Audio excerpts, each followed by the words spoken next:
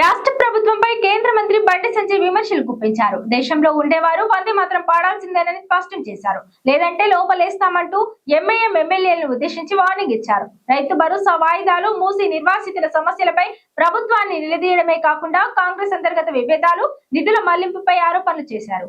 అసెంబ్లీలో వందే మాత్రం ఆలపిస్తున్న సమయంలో ఎంఐఎం ఎమ్మెల్యేలు బయటకు వెళ్లిపోవడాన్ని కేంద్ర హోంశాఖ సహాయ మంత్రి బండి సంజయ్ తీవ్రంగా తప్పుబట్టారు. ఈ దేశంలో ఉండేవారు ఎవరైనా వందే మాత్రం పాడాల్సిందేనని అన్నారు. తాము అధికారంలోకి వస్తే దీన్ని తప్పనిసరి చేస్తామని, అతిక్రమిస్తే కఠిన చర్యలు తీసుకుంటామని హెచ్చరించారు. కరీంనగర్లో ఏర్పాటు చేసిన మీడియా సమావేశంలో మాట్లాడిన ఆయన అసెంబ్లీలో ఎంఐఎం ఎమ్మెల్యేలు వ్యవహరించిన తీరుపై నిప్పులు చెరిగారు. ఇక ముఖ్యమంత్రి రేవంత్ రెడ్డి అసెంబ్లీలో చేసిన తొక్కుకుంటా వచ్చిన అనే వ్యాఖ్యలపైన స్పందించారు. కాంగ్రెస్ పార్టీలోని ఓ సీనియర్ నాయకుడిని ఉద్దేశించి రేవంత్ ఈ కామెంట్స్ చేశారన్నారు. కాంగ్రెస్ లోని ఓ కీలక నేత రహస్యంగా మరో పార్టీతో సమావేశమైన నేపథ్యంలో సీఎం ఈ వ్యాఖ్యలు చేశారని పేర్కొన్నారు. అలాగే కేరళ ఎన్నికల ఖర్చుల కోసం తెలంగాణ నుంచి నిధులు తరలుతున్నాయని ఆరోపించారు. ఆ బాధ్యతలను రాహుల్ రేవంత్ రెడ్డికి అప్పగించారన్నారు. రైతు సంక్షేమంపై రాష్ట్ర ప్రభుత్వానిది ద్వంద్వ నీతి అని బండి సంజయ్ విమర్శించారు. ఎన్నికల సమయంలో ఇచ్చిన హామీ ప్రకారం రైతు కూలీలకు, కౌలు రైతులకు సాయం ఎందుకు అందడం లేదని ప్రశ్నించారు. ఈ నెల 22న ఇస్తామన్న రైతు భరోసా సహా పెండింగ్ లో ఉన్న 5 వాయిదాలను వెంటనే చెల్లించాలని డిమాండ్ చేశారు. ఇక మూసీ నది ప్రక్షాళనపై మాట్లాడుతూ గుజరాత్ లో సబర్మతి నదిని అభివృద్ధి చేసినట్లు ఇక్కడ కూడా చేయాలని, అయితే బుల్డోజర్లతో పేదల ఇళ్లను కూల్చివేస్తే బీజేపీ చూస్తూ ఊరుకోదని హెచ్చరించారు. బాధితులకు తగిన పరిహారం చెల్లించిన తర్వాతే ముందడుగు వేయాలని సూచించారు. పార్టీ ఫిరాయింపుల విషయంలో స్పీకర్ నిర్ణయం చూసి ప్రజలు నవ్వుకుంటున్నారని, శాసనసభ స్పీకర్ వ్యవస్థపై ప్రజలకు నమ్మకం పోయిందని బండి సంజయ్ ఆవేదన వ్యక్తం చేశారు. ఎంఐఎం నేతల ఓటు బ్యాంకు రాజకీయాలకు సీఎం, స్పీకర్ తలొగ్గుతున్నారని విమర్శించారు. రాబోయే జీహెచ్ఎంసీ ఎన్నికల్లో ఎంఐఎం అరాచకాలను ఎండగడతామని, అసదుద్దీన్ ఓవైసీ నడిపే విద్యా సంస్థల్లో ఉగ్రవాద మూలాలు ఉన్నాయని సంచలన ఆరోపణలు చేశారు. ఇక ప్రపంచవ్యాప్తంగా ఉన్న హిందూ బంధువులందరికీ పరాభవనామ సంవత్సర శుభాకాంక్షలు తెలిపారు. ప్రజలందరి కష్టాలు తొలగిపోయి సుఖశాంతులతో ఉండాలని మనస్ఫూర్తిగా కోరుకుంటున్నానని చెప్పారు. పల్లెలు, నగరాలు, పట్టణాలు అందరూ కూడా నివసిస్తున్న ప్రజలందరూ కూడా సుఖ సంతోషాలతో ఉండాలని చెప్పి, మీరు మీ కుటుంబాలు నిండు నూరేళ్లు ఆయురారోగ్యాలతో ఉండాలని చెప్పి, ఈ పరాభవన సంవత్సరము మీ అందరికీ ఒక విజయం సాధించేటువంటి విజయవంతమైన సంవత్సరంగా ఉండాలని చెప్పి మనస్ఫూర్తిగా నేను నమ్ముకున్న ఆ మహాశక్తి అమ్మవారిని వేడుకుంటూ, మీడియా మిత్రులకు మీ అందరూ కూడా శ్రీ పరాభవన సంవత్సర శుభాకాంక్షలు. మీరు మీ కుటుంబాలు కూడా నిండు నూరేళ్ల ఆరోగ్యాలతో సంతోషంగా ఉండాలని చెప్పి వేడుకుంటూ, ముఖ్యంగా మొన్న అసెంబ్లీలో ఎంఐఎం పార్టీకి సంబంధించినటువంటి శాసనసభ్యులు వందే మాతరాన్ని ఆలపిస్తున్నప్పుడు బహిష్కరించడం నిజంగా ఇంతకంటే దుర్మార్గం ఇంకోటి కాదు. గౌరవ రాష్ట్రపతి గారు, గౌరవ గవర్నర్ గారి యొక్క అధికారిక కార్యక్రమాల్లో వందే మాతర గేయాన్ని ఆలపించడం తప్పనిసరి చేస్తూ రాజ్యాంగాన్ని అనుసరించి కేంద్రము చట్టం చేసిన విషయం వాస్తవం. ఉత్తర్వులు జారీ చేసింది. ఆ ఉత్తర్వులను ధిక్కరించి వాళ్ళ నిండు శాసనసభలో దాన్ని ధిక్కరించడము ఎంతవరకు కరెక్టో గౌరవ స్పీకర్ గారు ఆలోచించాలి. సిద్దిపేట జిల్లా నంగనూరు మండలం నర్మెటలో జరిగిన ఆయిల్ ఫామ్ రైతు మేళా వేదికగా రాష్ట్ర ప్రభుత్వంపై మాజీ మంత్రి సిద్దిపేట ఎమ్మెల్యే హరీష్ రావు నిప్పులు చెరిగారు. రైతులకు ఇచ్చిన హామీలను నెరవేర్చకుండా ఉత్సవాలు నిర్వహించడం నిరుత్సాహ మేళాను తలపిస్తోందని విమర్శించారు. ఈ మేరకు రాష్ట్ర వ్యవసాయ శాఖ మంత్రి తుమ్మల నాగేశ్వరరావుకు హరీష్ రావు ఒక వినతి పత్రాన్ని సమర్పించారు. రుణమాఫీ కాలేదు, రైతు భరోసా అందలేదు, వడగళ్ల నష్టపరిహారం జాడలేదు. ఇలాంటి పరిస్థితుల్లో సంబరాలు ఎలా చేసుకుంటారని ఆయన నిలదీశారు. ఎమ్మెల్సీలు దేశపతి శ్రీనివాస్ యాదవ్ రెడ్డి, దుబ్బాక ఎమ్మెల్యే కొత్త ప్రభాకర్ రెడ్డితో కలిసి ఆయన మంత్రికి రైతుల సమస్యలను వివరించారు. ప్రభుత్వం వేదికగా ఎంచుకున్న నర్మేట గ్రామంలోనే రైతులు తీవ్ర అసంతృప్తితో ఉన్నారని హరీష్ రావు పేర్కొన్నారు. ఈ గ్రామంలోని 725 మంది రైతులలో సుమారు సగం మందికి ఇప్పటికీ రుణమాఫీ కాలేదని, కేవలం ఈ ఒక్క ఊరిలోనే 3 కోట్ల బాకీ ఉందని గణాంకాలతో సహా వివరించారు. సిద్దిపేట నియోజకవర్గ వ్యాప్తంగా 22,849 మంది రైతులకు దాదాపు 300 కోట్ల రుణమాఫీ నగదు జమ కావాల్సి ఉందన్నారు. రాష్ట్ర వ్యాప్తంగా రుణమాఫీ కోసం 51,000 కోట్లు అవసరమని బ్యాంకర్లు చెబితే బడ్జెట్లో 31,000 కోట్లకు కుదించి చివరకు రూపాయలు 20,000 కోట్లు మాత్రమే ఖర్చు చేయడం దారుణమని మండిపడ్డారు. దేవుళ్ల మీద ప్రమాణం చేసిన ముఖ్యమంత్రి రేవంత్ రెడ్డి మాట తప్పారని ఆరోపించారు. రైతు భరోసా చెల్లింపుల్లోనూ ప్రభుత్వం విఫలమైందని హరీష్ రావు విమర్శించారు. సిద్దిపేట నియోజకవర్గంలో 3 సీజన్లకు కలిపి సుమారు 170 కోట్ల రూపాయల రైతు బంధు నిధులు బకాయి ఉన్నాయని వెల్లడించారు. రాష్ట్ర వ్యాప్తంగా ఈ మొత్తం 25,000 కోట్ల వరకు ఉంటుందని అంచనా వేశారు. ఈ నెల 22న ఏ సీజన్ డబ్బులు రైతుల ఖాతాల్లో జమ చేస్తారో ప్రభుత్వం స్పష్టం చేయాలని డిమాండ్ చేశారు. అకాల వర్షాలు, వడగళ్ల వల్ల పంట నష్టపోయిన రైతులకు ఇన్పుట్ సబ్సిడీ అందించడంలోనూ ప్రభుత్వం మొండి చేయి చూపిస్తోందని ఆవేదన వ్యక్తం చేశారు. గత ఏడాది తమ నియోజకవర్గంలో జరిగిన 6 కోట్ల నష్టానికి సంబంధించి మంత్రి స్వయంగా పరిశీలించిన పైసా సాయం అందలేదని గుర్తు చేశారు. పంట బీమా పథకం విషయంలో ప్రభుత్వం వెనుకడుగు వేయడం సరికాదని హరీష్ రావు హితవు పలికారు. ఎన్నికల మేనిఫెస్టోలో చెప్పినట్టుగా ప్రతి ఎకరాకు పటిష్టమైన బీమా పథకాన్ని యాసంగి నుంచైనా అమలు చేయాలని కోరారు. ఉగాది పండుగ పురస్కరించుకొని రైతుల సమస్యలన్నింటినీ పరిష్కరించాలని, లేని పక్షంలో రైతు ఉత్సవాలకు అర్థం ఉండదని స్పష్టం చేశారు. కేవలం ప్రకటనలకే పరిమితం కాకుండా క్షేత్రస్థాయిలో రైతులకు న్యాయం జరిగేలా చూడాలని మంత్రి తుమ్మల నాగేశ్వరరావును కోరారు. వాస్తవానికి ఈరోజు తెలంగాణ రాష్ట్రంలో ఖమ్మం జిల్లా తర్వాత ఇవాళ అత్యధిక ఆయిల్ పామ్ సాగు ఎక్కడ జరుగుతుందంటే అది సిద్దిపేట జిల్లాలో జరుగుతూ ఉంది. ఇది ఇంకా పెరగాలి. ఇంత పెద్ద ఫ్యాక్టరీ కట్టినందుకు, కాళేశ్వరం జలాలు తెచ్చినందుకు నా రైతుకు ఆదాయం వచ్చినప్పుడే దానికి ఒక అర్థం, పరమార్థం. గదే వరి పెడితే, గదే మనము సన్ఫ్లవరో మొక్కజొన్న పెట్టుకుంటే 50,000 60,000 మిగులుతున్నాయి. కానీ 1,50,000 మిగిలే విధంగా, ఎకరాన 2 లక్షలు మిగిలే విధంగా నా రైతుకు మేలైతే నా జన్మకు సార్థకత. నాకు కావాల్సింది అంతకు మించింది ఏం లేదు. అన్నీ చూసాం, ఎమ్మెల్యే చేశాం, మంత్రి చేశాం. కానీ రైతుల కళ్ళల్లో ఆనందం కావాలి. సత్తుపల్లిలో తుమ్మల గారి గ్రామంలో ఏ బంగ్లాలు, ఏ కార్లు అయితే రైతుల ముందు, ఇళ్ల ముందు చూశానో అది నేను బతికుండంగా నా ప్రాంత రైతుల ఇండ్ల ముందు చూడాలన్నదే నా కోరిక. అంతకు మించిన కోరిక ఏం లేదు. సో దయచేసి ఈరోజు ఇంత మంచి కార్యక్రమం మా తుమ్మల గారు ప్రత్యేకంగా నేను అసెంబ్లీలో పిలిచి నువ్వు రావాలి తప్పకుండా అని వారు పర్సనల్గా నన్ను ఆహ్వానించారు. వారంటే నాకు ఎంతో గౌరవం, వారి మీద ఎంతో ప్రేమ ఉంది. అందువల్ల వారికి ఈ కార్యక్రమాన్ని, ఈ ఫ్యాక్టరీని పూర్తి చేసే కార్యక్రమం చేసినందుకు సంతోషం.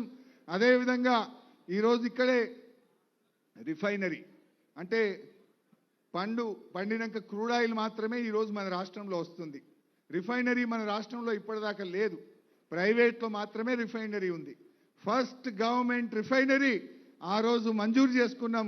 దాన్ని కొనసాగిస్తూ మరి తుమ్మల గారు ముందుకు తీసుకుపోయినందుకు కూడా వారికి నేను ధన్యవాదాలు తెలియజేస్తా ఉన్నాం. మరి ఇంత మంచి ఫ్యాక్టరీ వచ్చింది, ఇక్కడ ఎంతో మందికి ఉపాధి కూడా దొరుకుతుంది.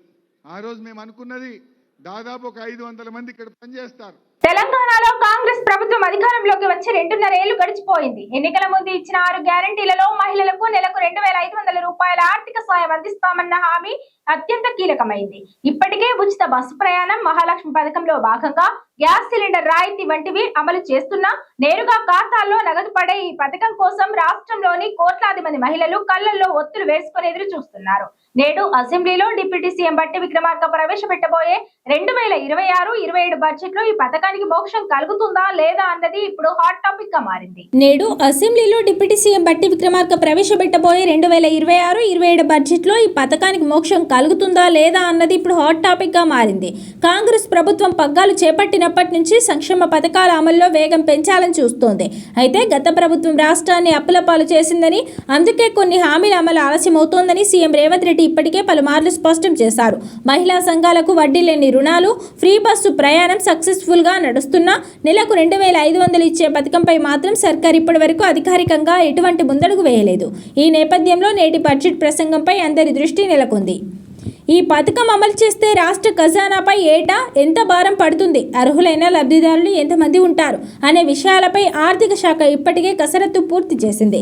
దీనికి సంబంధించిన ఒక సమగ్ర నివేదికను ఆర్థిక మంత్రి బట్టి విక్రమార్క సీఎం రేవంత్ రెడ్డికి అందజేశారు.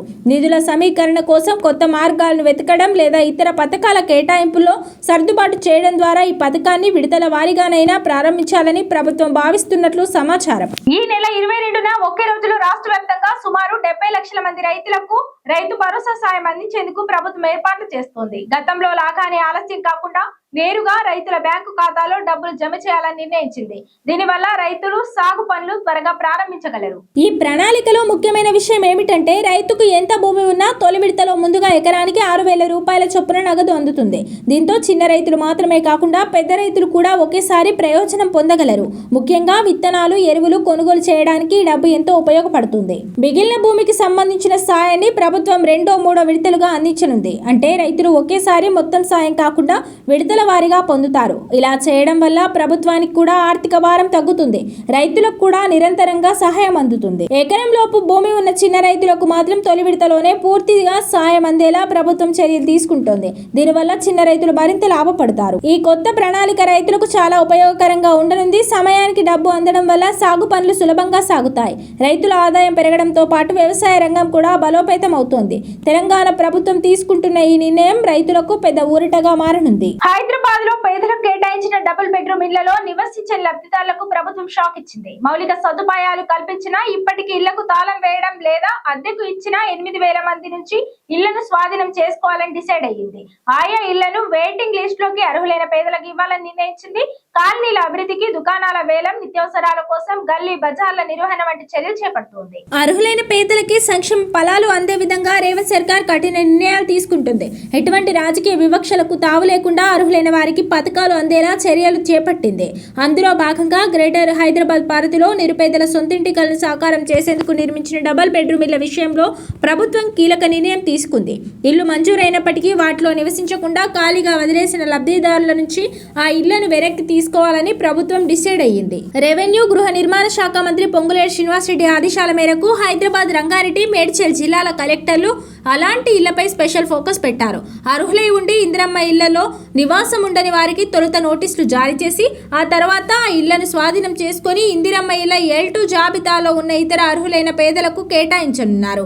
GHMC పరిధిలోని 17 ప్రాంతాల్లో సుమారు 90,000 ఇళ్లను నిర్మించి 3 ఏళ్ల క్రితమే లబ్ధిదారులకు అందజేశారు. అయితే నగర శివారు ప్రాంతాల్లో ఉండడం, సరైన మౌలిక సదుపాయాలు లేకపోవడంతో దాదాపు 40% మంది లబ్ధిదారులు ఈ ఇళ్లలో ప్రస్తుతం నివాసం ఉండడం లేదు.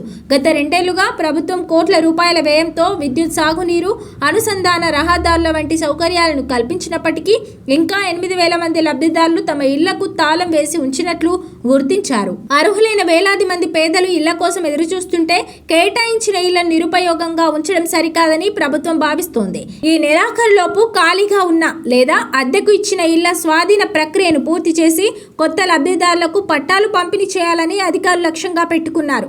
ఆయా కాలనీలను నివాసయోగ్యంగా మార్చేందుకు ప్రభుత్వం యుద్ధ ప్రాతిపదికన చర్యలు చేపడుతోంది. విద్యుత్ దీపాలు, తాగునీటి నల్లాలు బిగించే పనులను పగలు, రాత్రి తేడా లేకుండా పూర్తి చేస్తున్నారు. అలాగే ఈ సముదాయాల్లో ఉన్న ఖాళీ దుకాణాలను బహిరంగ వేలం వేయాలని డిసైడ్ అయ్యారు. ఈ వేలం ద్వారా వచ్చే ఆదాయాన్ని సదరు కాలనీల నిర్వహణ, అభివృద్ధి పనులకు వెచ్చించనున్నారు. తెలంగాణ జాగృతి అధ్యక్షురాలు కవిత పెట్టబోతున్న కొత్త పార్టీ పేరు ఖరారైందా?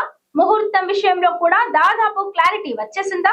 పెద్దగా టైం తీసుకోకుండా పార్టీ ప్రకటన తర్వాత వెంటనే ఎన్నికల యుద్ధంలోకి దిగేందుకు కూడా ప్లాన్ సిద్ధమవుతున్నాయా? పార్టీ ఇంకా పుట్టక ముందే ఏ యుద్ధం కోసం సిద్ధమవుతోంది? ఫ్యూచర్ ప్లాన్స్ ఎలా ఉన్నాయి? బీఆర్ఎస్ నుంచి బయటకు వచ్చాక తన తెలంగాణ జాగృతి తరపునే కార్యక్రమాలు నిర్వహిస్తున్నారు ఆమె. జిల్లా యాత్రలు కూడా అదే బ్యానర్ కింద చేశారు. ఇక పార్టీ కోసం 2 నెలల క్రితమే కేంద్ర ఎన్నికల సంఘానికి దరఖాస్తు చేసుకున్న కవిత దానికి సంబంధించిన చిన్న కారణాలతో హైకోర్టు దాకా వెళ్లాల్సి వచ్చింది. ఇక కొత్త పార్టీకి తెలంగాణ ప్రజా జాగృతి అని పేరు పెట్టవచ్చని తెలుస్తోంది. అతి త్వరలోనే దీనికి సంబంధించిన తుది నిర్ణయం తీసుకోవచ్చని అంటున్నారు. అదే సమయంలో పేరు కూడా ఫైనల్ అవ్వకముందే ఎన్నికల్లో పోటీ గురించిన చర్చలు జరుగుతున్నాయి.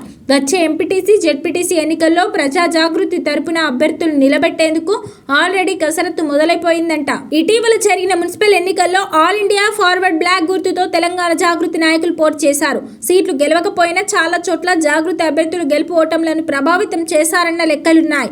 ఇప్పుడిక పార్టీ ఫైనల్ అయ్యింది. పేరు కూడా దాదాపు అదే ఉండొచ్చని అంటున్నారు. ఈ క్రమంలో రాజకీయ వర్గాల్లో సరికొత్త చర్చలు జరుగుతున్నాయి. పార్టీ పెట్టక ముందే మున్సిపల్ ఎన్నికల రూపంలో జనాల్లోకి వెళ్లడం, గెలుపు ఓటమిని ప్రభావితం చేయగలిగిన కవిత ఇక ప్రకటన తర్వాత దూకుడు పెంచవచ్చని చెప్పుకుంటున్నారు. ప్రస్తుతం రాష్ట్రంలో పరిషత్ ఎన్నికలకు రంగం సిద్ధమవుతోంది. కవిత పార్టీ పెట్టిన వెంటనే జరగబోయే తొలి ఎన్నికలు అవి. అందుకే తెలంగాణ ప్రజా జాగృతి తరపున ఖచ్చితంగా ఎంపీటీసీ, జెడ్పీటీసీ అభ్యర్థుల్ని నిలబెడతారన్న అంచనాలున్నాయి. ఈ మధ్య ఒక చిట్చాట్ లో కూడా అదే విషయాన్ని చెప్పారు కవిత. ఇప్పటి నుంచి తమ అనుచరులు ఎన్నికల్లో పోటీ గురించి తనతో చర్చిస్తున్నారని అన్నారు ఆమె. ఇది ఇవాల్టి బులెటిన్. మరో బులెటిన్ లో మళ్ళీ కలుద్దాం. Stay and TS 24 news.